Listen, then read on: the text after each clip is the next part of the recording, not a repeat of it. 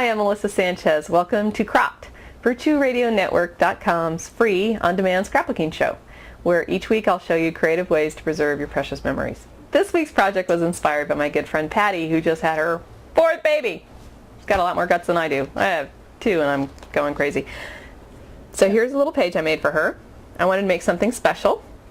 We're going to make 3 other pages using the same template, which is basically a vertical piece of paper on the bottom, on top of some plain cardstock, a horizontal big piece of pattern paper, in some cases another strip of pattern paper, some wired ribbon, and some buttons. So let's get started. So the first thing to do is to take your background paper. In this case it's just a piece of white textured cardstock. And then I also got decorative edge cardstock, also textured, that I cut into a strip of about, well, let's see, this is a ruler, 4.5 inches. What do you know? That's what I was going to say. And then I put some adhesive on the back, and I'm going to lay this right here. And I always give just a little bit more room on the bottom than on the top. So next I took the little pattern paper, just cut, it's about 7 inches. It's great to have this little mat that's a ruler at the same time. And this one is little birds with little spacesuits on or something. I don't know, it's kind of cute. Baby boy. So little birds in spacesuits it is. And I'm going to just put some adhesive on the back of this. And I'm going to put this a little bit higher. So I've got about 1.5 inches on the top and about 3 inches left on the bottom there. I'm going to cut off the excess, make sure it's straight. That's another reason why this mat is great, because you can line it up.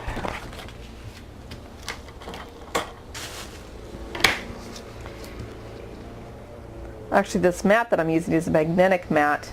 It comes with a magnetic ruler, which is awesome because it actually keeps your paper from slipping. Just cut that off with an X-Acto knife. And then I'm going to save this little piece of paper for like a card or something in my little paper scraps. Okay, next we're going to take our wired ribbon, and you want to just kind of fold it. Here I created, it's already done here.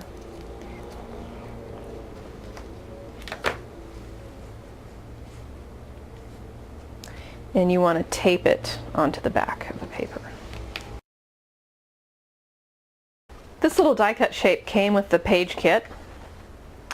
I keep calling them page kits. I think they're called craft kits. So you get a whole bunch of different pattern papers that coordinate, and then you get some die cut shapes that you punch out or cut out, and then they're all supposed to coordinate with each other.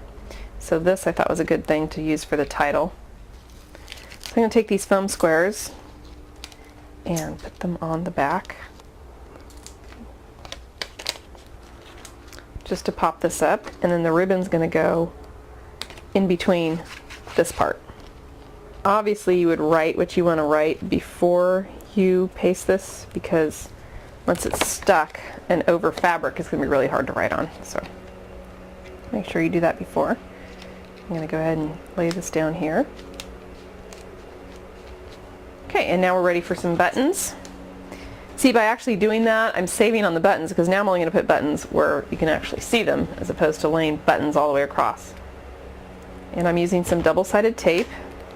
So on this page, I'm going to have the buttons hide underneath the ribbon, because on Patty's page, I actually had a piece of pattern paper in between the ribbon and the buttons. All right, cleaning up my mess.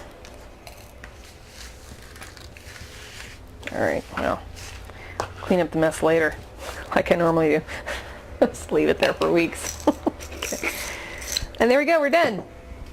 Now that took all of about, I don't know, 6 minutes, 5 minutes, and here we go. Now you have to stick our little picture on there. Okay.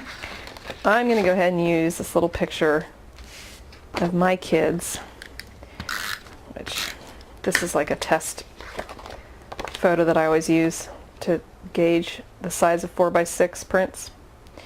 And this was little Ethan when he was just born. It was actually the day he was born, in the hospital with Adam and Ethan. We called him a little peanut, a little tiny peanut nose. So there we go. All I need to do is put a little title. I'm done. So here we have one template and many different looks. And obviously this was designed more for a gift page. If you knew the name of the baby, then you could put the baby's name across the top. And if you had any details about the birth, you could put them right over here. Or you just give it as a page ready to go. I'm Melissa Sanchez, and you've been watching Cropped on VirtueRadioNetwork.com. Join me next Tuesday for another inspiring project.